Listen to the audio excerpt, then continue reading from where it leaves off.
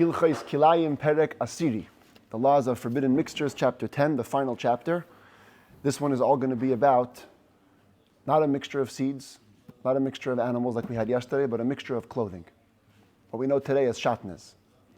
Shaatnez is a very, in a way, obscure part of the Torah, but in a way it's also a very practical part of the Torah, because if you walk today into a regular suit store and it's not a Jewish-owned store, and you buy yourself a suit that's wool or linen, there could be some serious potential issues with a mixture of wool and linen.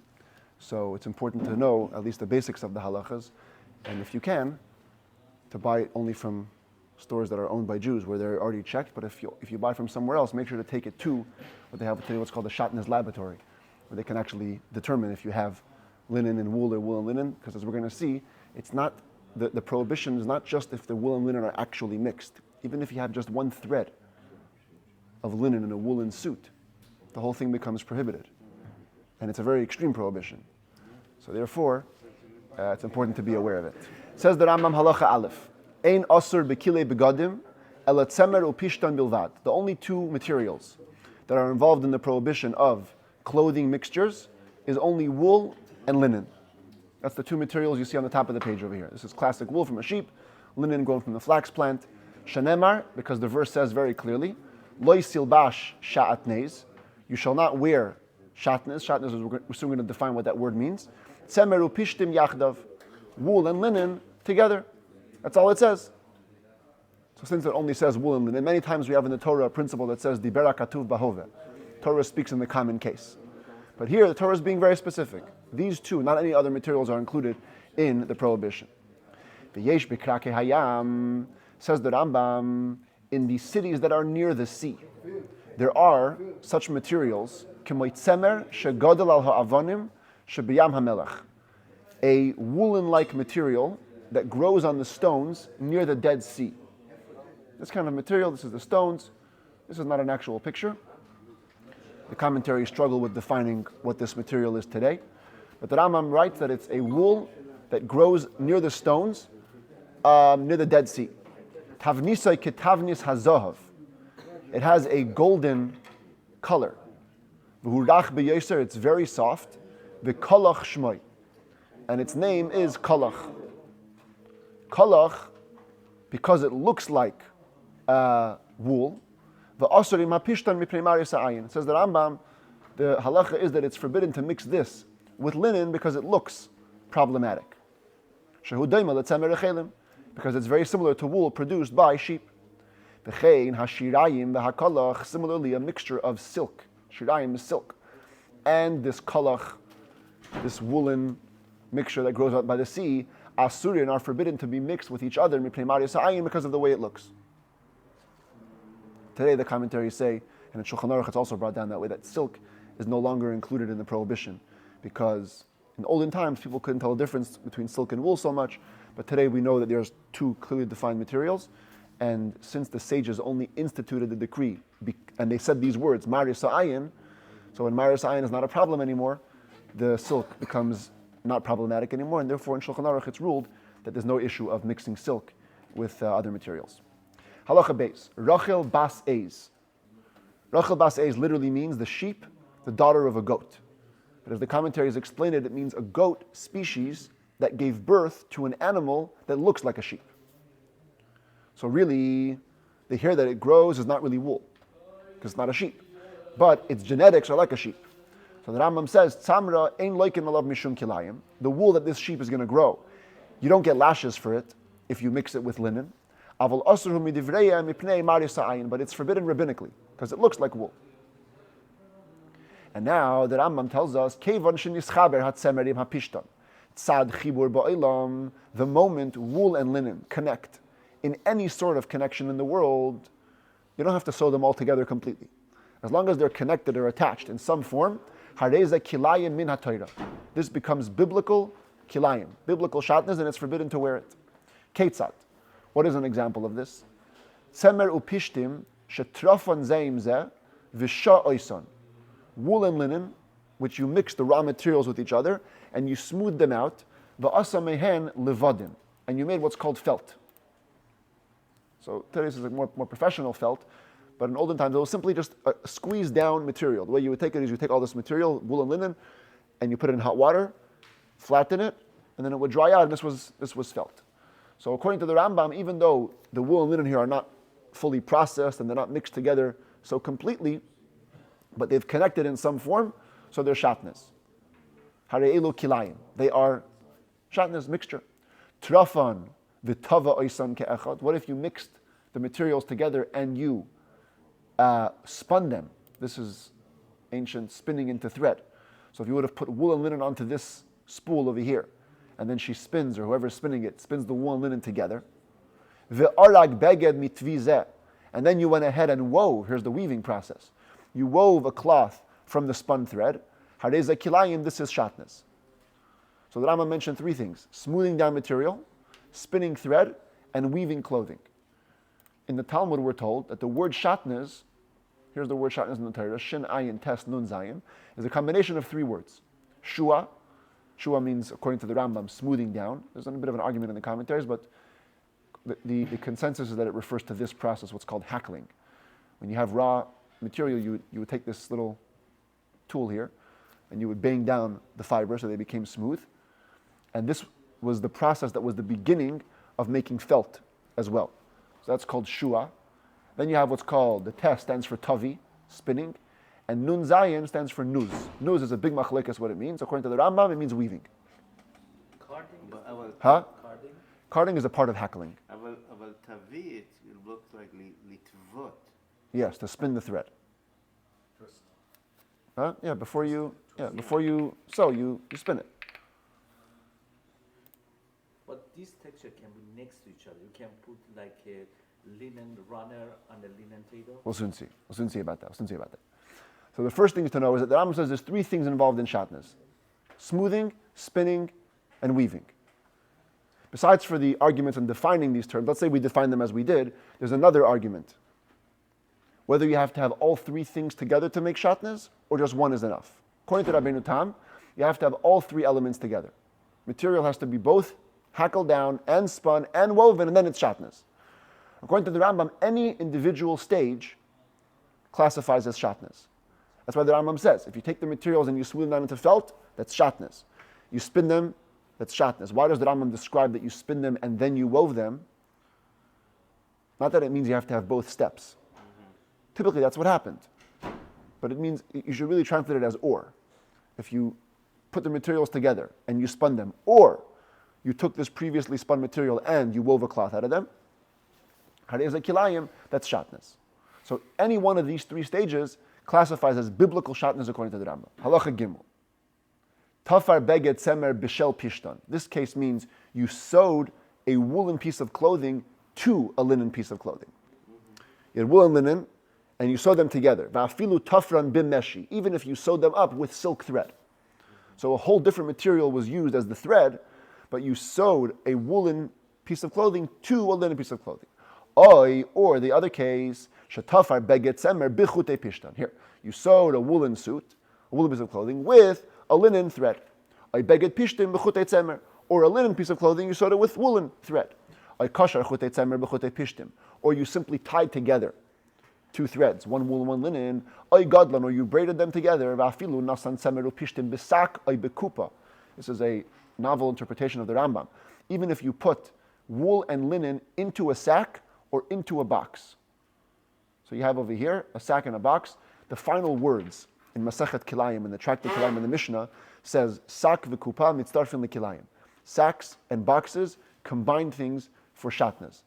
And the commentaries debate what that means. The Rambam has his own interpretation where he says, if you put wool and linen in a box, or you put wool and linen in a sack, since sacks and boxes are meant to be things which hold different materials together, that itself classifies as Shaatnez, and you can't carry the sack on your back or even carry the box. So what about the closet today? Huh? What about the home closet? No, but that you don't carry. We're going to soon see it's not forbidden to make kilayim. There's no problem with to wear it is the problem. Yeah. So you put wool and linen in your closet. Or are you saying to schlep it around? So I'm saying in this case, if you had a box or a sack that's full of materials of kilayim, so according to the Rambam, hare'elu kilayim. That's Shaatnez. Va'afilu kashar gedil shel tzemer b'gedil shel pishtan. Even if you tied a braid of wool to a braid of linen, afal pi sheharitzua ba'emtza. Even if you have a strap of leather in the middle. The commentators explain this as a long belt. Yeah, today one belt is like usually belted leather, but a person wanted to make a different designer belt. So he has a belt that's basically three pieces: wool, leather, linen. So the wool and linen are at the two ends of the belt, but they're attached through leather. According to the Rambam, that's problematic. Similarly, if you folded woolen clothing over linen clothing and you tied them together, put a knot over a pile of woolen linen clothing, Kilayim. These are all scenarios of Shaatnez. Shenemar, because it says tzemer upishtim yachta. The wording in the Torah is that you cannot wear Shaatnez, wool and linen together. Mikol makom. In any case, once the wool and linen come together, they're forbidden. How do we know that all of these prohibitions are biblical? So here we come to an interesting principle. If you look in the Torah, here's the verse of Kilayim. The computer is acting very slow today. It says, there's two verses one after another. It says, Lo sil ba Shaatnez tzemer upishtim yachtav. You cannot wear the Shaatnez mixture, wool and linen together. Right after, the very next pasuk says, Gdilim ta selach. You should make tzitzit, strands for yourself. Al arba kanfes kesuscha shetachaseva, on the four corners of the clothing which you wear. So the Torah puts together Shaatnez and tzitzis. The Talmud learns from this that Shaatnez is allowed in tzitzis. You're only not allowed to put Shaatnez in your clothing. But tzitzis you can put Shaatnez in. Huh? Right. That's the one exception. So the Rambam says, let's take this now a step further. The Torah saw the need to permit us to put Shaatnez in our tzitzis. As we learned from tradition, the reason in the Torah, the only reason that the portion of Shaatnez is put next to the portion of tzitzis, is to allow mixtures in tzitzis. Now, what is tzitzis? Tzitzis is not like a woven-in fabric type of a suit. It's simply putting strings onto a piece of clothing, tying strings onto a garment. And still Torah had to permit it. Miklal, that implies that such a connection, if it were created not in place of a mitzvah, would be biblically forbidden. Torah doesn't exclude things that are only forbidden rabbinically. If Torah had to exclude and say, hey, tzitzis you're allowed to do, that means that whatever tzitzis is outside of a mitzvah is forbidden. From here we learn that simply tying together wool and linen clothing already creates an issue of kilayim. Halacha he ha-kilayim ein leishir. Another important halacha. Shaatnez has no requisite amount. It's not like you eat forbidden foods. You have to eat a kezayis, an olive-sized portion. Afilu chut kolshu shel tzemer bebeged gadol shel pishtan. The tiniest strand of wool in a massive linen piece of clothing, or shel pishtan betzemer, or a tiny piece of linen in a massive woolen suit, asr is forbidden. Halacha vav tzemer rechelim v'tzemer gimalim. If you have sheep's wool together with camel's wool. So in Torah, the hair that grows on a camel is called wool. Tzemer. I don't know what they call it in English. But this is a camel that's literally full of its wool. And this is a sheep that's overfilled with wool. Camel hair? Okay, they call it camel hair. But in halacha, it's called tzemer. So it has the name for wool. So the Rambam says, what happens if you take tzemer rechelim with tzemer gemalim nechayetze bay? Take wool from a sheep, wool from a camel, or similar animals that grow this kind of hair that looks like wool. You mix them together, you spun out a roll of thread. Now this thread is partially sheep's wool, which is forbidden to be mixed with linen, partially camel's wool, which is totally permitted. So the Rambam says we go after the majority. If at least 50% is sheep's wool, it's all considered to be sheep's wool, and it will be Shaatnez if you mix it with linen. But if the majority was from camel's hair, you can mix it with linen because it all looks like camel hair. We don't care about so much the small strands of wool that are mixed into them because they are not considered to be strands of wool. Now, we just said in the last halacha that the tiniest amount of wool in linen clothing is forbidden. So how could the Rambam over here say we don't care about the small strands of wool that are in this thread? The Kesef Mishnah explains that it's because over here the sheep's wool was nullified. Since it's the majority of camel's wool, so according to halacha, the majority overpowers. So Torah language speaking, there's no sheep's wool here. In the previous halacha we're talking about if you know there's sheep's wool, tiniest amount, problematic. But if there's no halachic sheep's wool, so it's okay. Halacha zayin lefichach therefore. Oides hakvasim sha'esim mehem gadim. Sheep hides that you make clothing out of them. Even though they're sewn down with linen, mutarin, they are permitted. We don't worry that there's maybe some strands of wool left on the hide of the sheep. Maybe they may have been wrapped up into the linen thread which was sewing down these hides. And here's the operative words. They've become nullified in their minority. And when something's nullified according to the Torah, it doesn't exist.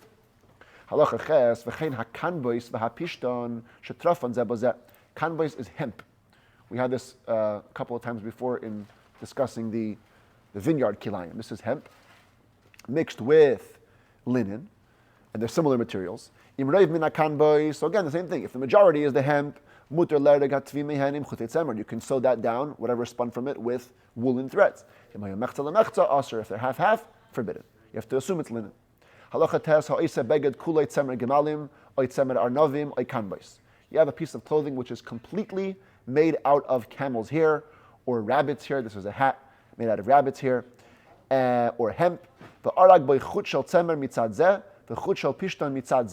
And you sewed into it, or you wove into it, one woolen strand on one side, one linen strand on the other side, but there's wool and linen in the same garment. This is forbidden, it's Shaatnez.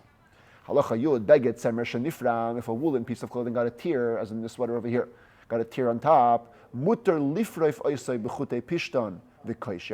it's permitted to, loosely sew it would be the way to say it. Just not like any tight stitches.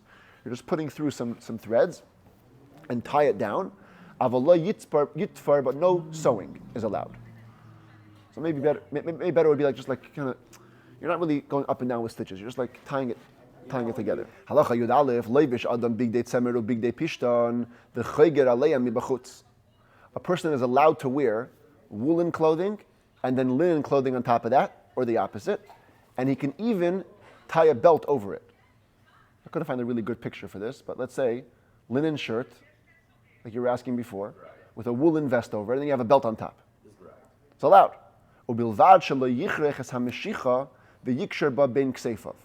So long as you don't take any, today this wouldn't really exist, but in those days they used to have like these little fabric cords that would come out of the pieces of clothing and tie them down. They didn't have like buttons or belts. Like a waist string. Yeah, like a waist string, but it could be tied over your shoulder. So the Rambam says if you have wool and linen one on top of each other, just make sure you're not taking those loose cords and tying them together, because that's a problem.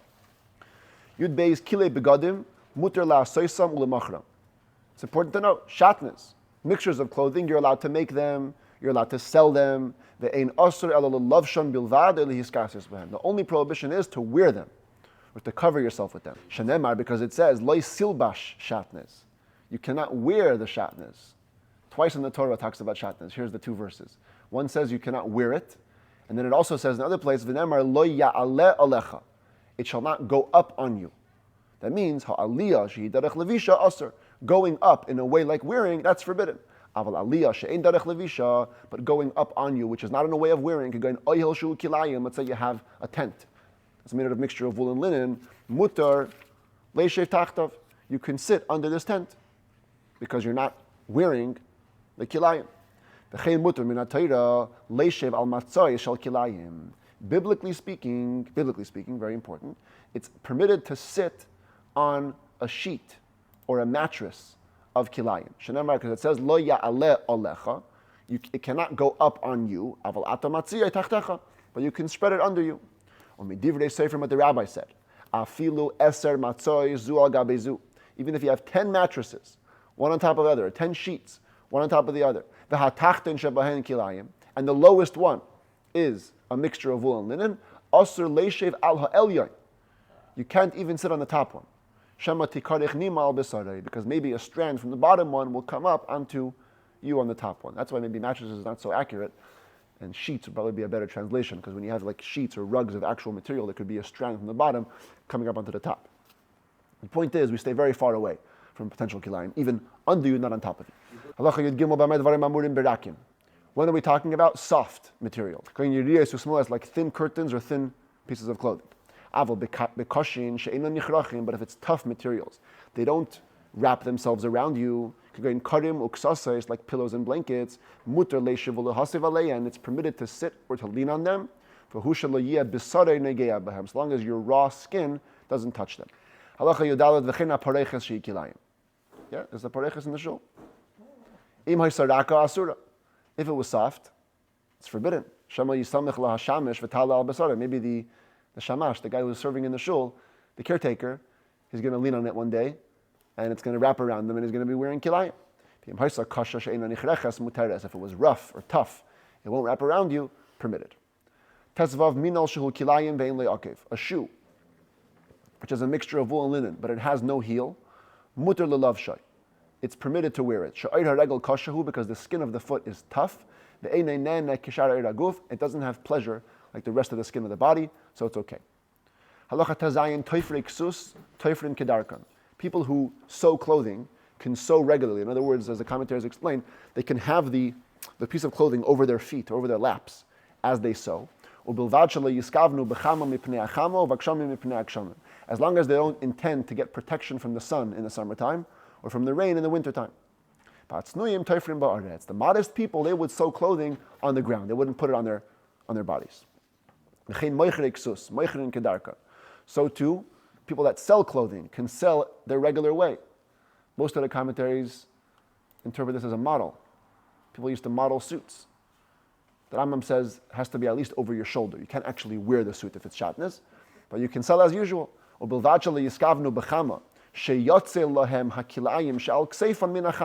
So long as in the summertime, in the sun, they don't have in mind that the Shaatnez on their shoulders is going to shield them from the sun. Nor in the wintertime, or it's rainy, to become warm through it. The modest people, even if they were models, they would hang the suits on a pole over their back. So they wouldn't actually wear anything if it was Shaatnez. If you have a hot egg, you cannot grab it with a glove, let's say, or a cloth that's made out of a mixture of wool and linen. You're using Shaatnez as a shield from sun or winter or cold. And the same applies in all similar situations. A person shouldn't wear Shaatnez even if it's for temporary time. Even on top of 10 clothing. Not bringing him any benefit. He's wearing 100 pieces of clothing. Top one is Kilayim. Doesn't matter. Even to escape customs or taxes where you don't mean to wear the clothing, or simply because they didn't charge you for any clothing you were wearing, only for clothing in your suitcase. So you say, oh, what? Yeah, I'm going to wear all my clothes, and they won't charge me. Happens to be the top one is Shaatnez. It's forbidden.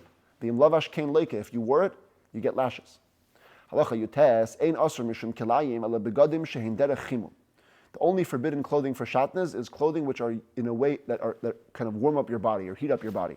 Like a shirt, v'mitznefes, and a cap, v'nichnasayim, and pants, v'ha'avnet, and a belt, v'hasimla, a dress, v'begadim shemechapim ben esashekayim, tights for leggings, v'esayadayim, or gloves for the hands, v'chayetze b'em, and things like that. Aval tziltzulin ketanim, she'oisin oisan ha'am, bebeis yad shelahen. But these small little bags that people make, like a fanny pack kind of, litzrer behen mois, oitavlin, to hold money or spices, usmartut shemanichin alav retiya, a malugma, a yispalanes, or a cloth used in the process of a bandage, kind of medical compress, anything like it, elu mutarin, it's all permitted. Afal pisha besarin negeavahan, even though your flesh is touching the kilayim, she'ein derechimum bekach, that's not the way to heat yourself up. You're putting it there for a different purpose. Chaf tzitz shel oir oymeshi v'chayetze behen, a leather or silk forehead plate. Shatala by chutei tzemer v'chutei pishton mildudalin al pnei ha'adam, from which you hang threads of wool and linen over your face. Kedila hafriach hazvuvin, to get away flies.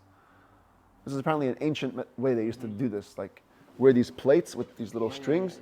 When you move and you move them, they get away the flies. I tried finding a picture of it, but I couldn't find a picture of it. But this is yeah. Like a headband. You see, it's kind of like a headband, and when you shake the strings, Hanging around there like a horse's tail. Kind of yes, exactly.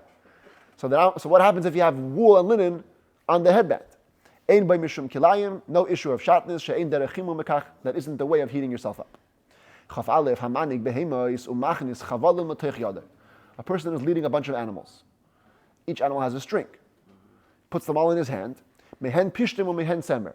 Some of them are woolen ropes, some are linen ropes. It's permitted, even if you wrap it around your hand. But if you tie them together, they become a mixture, and it's forbidden to even wrap it around your hand, because once you've tied them, they became Shaatnez, and by tying it over your hand, you're making Shaatnez on your hand. Cloths that are used to dry your hands, like hand towels. Cloths that are used for drying dishes, or for patting down the ground. Today we don't know this, but in those days they used to have earth floors. So when you wanted to clean the floor, you would sprinkle water on the floor, and then you would pat it down. So no loose dust would get into the house. There were cloths that were used for this. Umitpachas, some say Sefer Torah, some say mitpachas svarim, cloths that would surround Torah scrolls. Today we know this from our Torah scrolls that are in the Ark, they have this special cloth. But in those days also the regular Torah scrolls were all handwritten. So they would have these cloths that would protect them. Asurin mishum kilayim. If they have a mixture of wool and linen, it's forbidden, it's Shaatnez. Sharia yodayim negus behen. The hands are constantly touching them. Your hands wrap around them, or they wrap around your hands, and they warm you up. Chav gimel oisois sha'oisin hakayvsim b'hagarden b'bgadim. Signs that launderers and weavers make on clothing. Today you have the cleaners, right? So they have, every clothing has a little wrapper with your name on it. But in those days, they used to actually put it into your clothing. So here's a guy, he washed his suit, and the launderer would put a tag with his name on it. So he comes to pick it up, he can get his piece of clothing. So each person should know which one is his. So think about this. If the tag is wool and it's a linen piece of clothing, or a linen tag, wool piece of clothing, it's forbidden. It's forbidden even though you don't really care about the name tag. As soon as you pick it up from the cleaners, you're taking it off, right? Doesn't matter. It was there, it's Shaatnez. If you connected a woolen cloth to a linen cloth with one stitch, when you go with the needle, you go up and down, okay? So up and down, or down and up, is considered to be a full stitch. What if you just went downwards, or just upwards? So one poke. It says that Rambam einei chibur ve'ein ze kilayim. It's not a connection halachically. It's not Shaatnez. Ki beitz shnei rashi achut ke'echad. Oishatachaf shtei tchifais. But once you bring the two edges of the thread together, or you poked it in twice, harei ze kilayim. Now it's Shaatnez. Chaf hei muter lasis min akilayim tachrichin lemeis. We're allowed to make a mixture of wool and linen for dead body shrouds. She'ein al hamesim mitzvah. Because there's no mitzvah for dead people. When you're dead, you don't have mitzvahs. Commentaries discuss what's going to happen when Mashiach comes. If a person was buried in shrouds of wool and linen, he's going to rise in those shrouds. He's wearing Shaatnez. So the Rebbe writes that there's going to be a miracle. Somehow they're going to get up without wearing Shaatnez. Wow. We don't know how, but it's going to be a ness if they're buried with Shaatnez. The last is mimenu mardas lachamer v'yeshev aleha. You can also make, I don't know the proper name for this, but on a donkey they usually have this little rug. Before you get on it, you sit on this rug. Yeah. So you can make that out of Shaatnez. I didn't know that they call it mardat. Mardat, yeah, that's the Hebrew word, in Rambam at least. As long as your actual flesh isn't touching it. However, you should not put this rug, whatever, on your shoulder, even if you're using it as a protection when you're taking out the garbage, you're putting the garbage on the rug, but it's still on your shoulder, it's going to warm you up. A dead body or an animal that we're wearing kilayim, you're allowed to carry them on your shoulders. Why? It's like people that sell clothing. You can wear it on their shoulders, you can also wear it on your shoulders.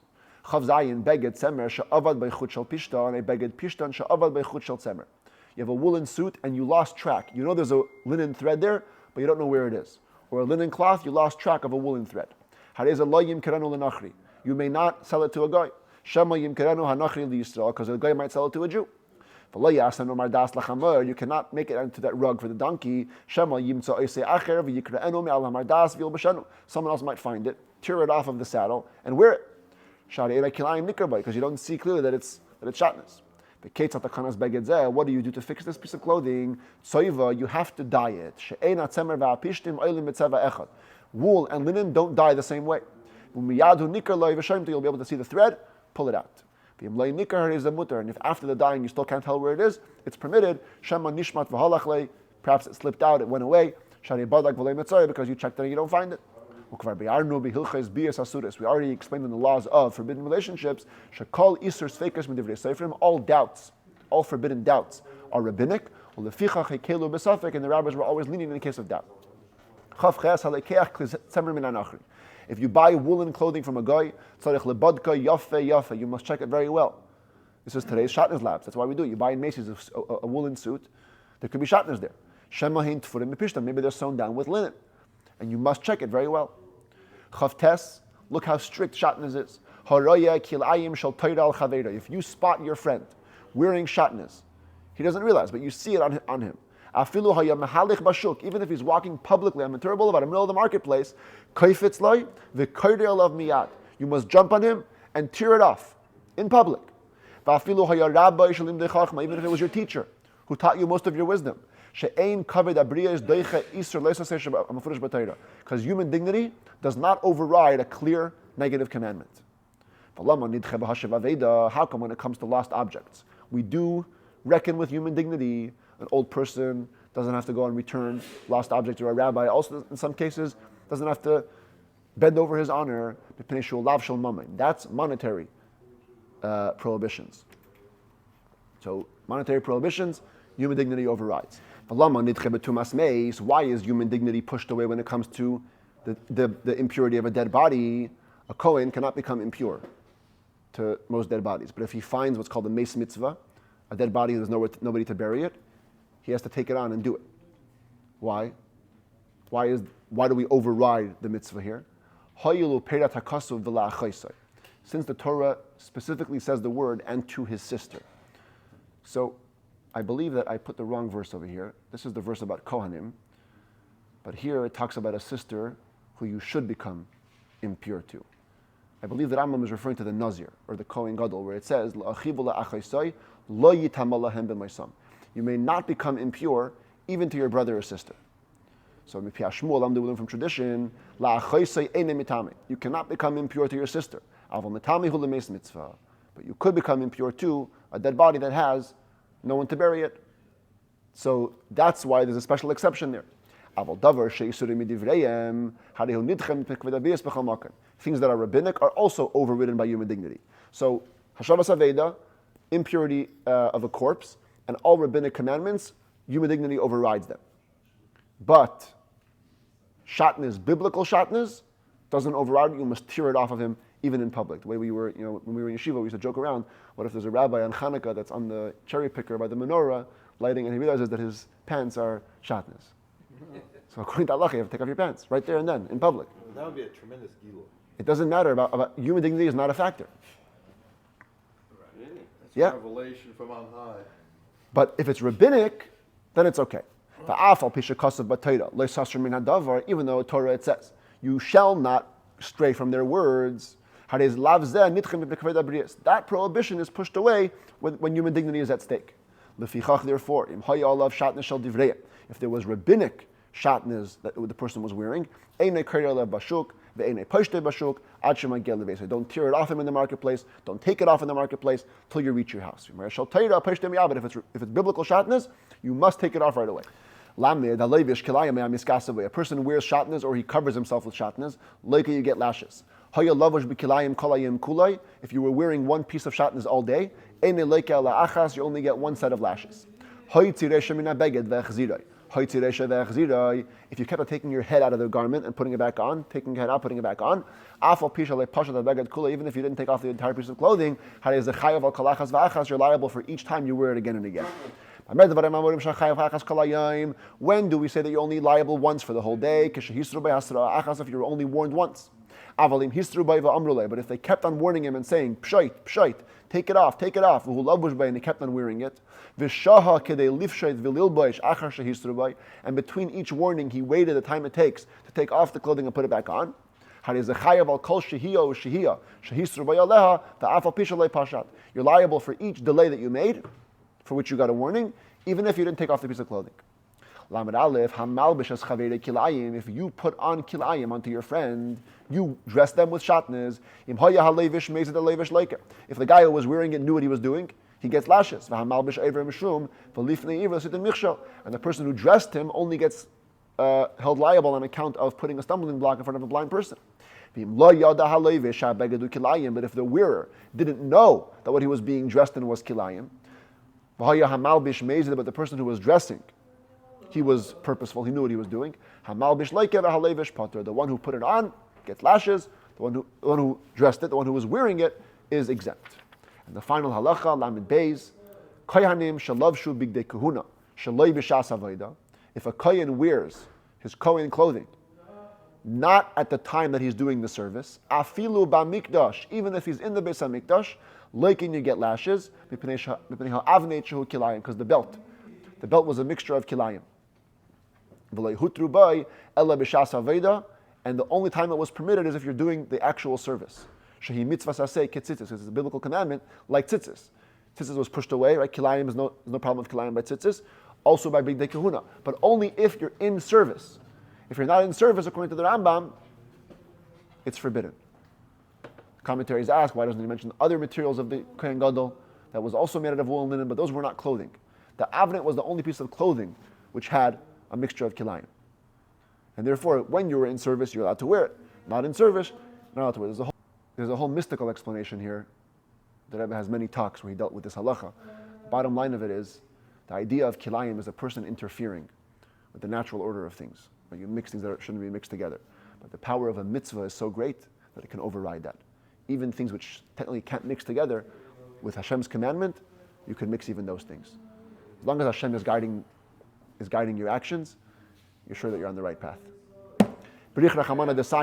Blessed is Hashem who grants us assistance. Mazal tov for concluding the laws of Kilayim.